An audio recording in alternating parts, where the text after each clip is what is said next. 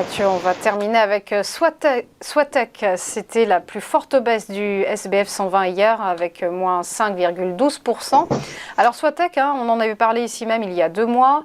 Le groupe d'électronique spécialiste des semi-conducteurs innovants était alors en phase de correction avec une configuration technique dégradée.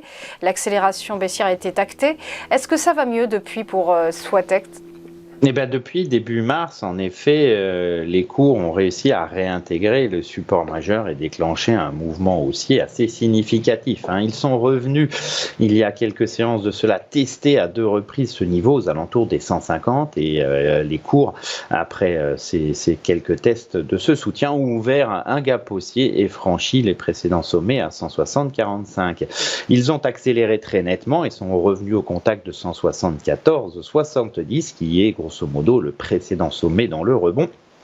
Qu'une réaction baissière se produise au contact de ce niveau est semble toute normale au vu de la chute et des forces baissières. Néanmoins, le gap haussier reste ouvert et tant que les cours sont au-dessus de 160,45, il y a toujours cet espoir d'une poursuite et d'une reprise d'une seconde jambe de hausse en direction de la zone de résistance constituée par la moyenne mobile à 200 périodes, par un gap baissier et par le niveau de résistance à 198,30, signal fort. Si on franchit en clôture 174,70, c'est à surveiller pour Soitec.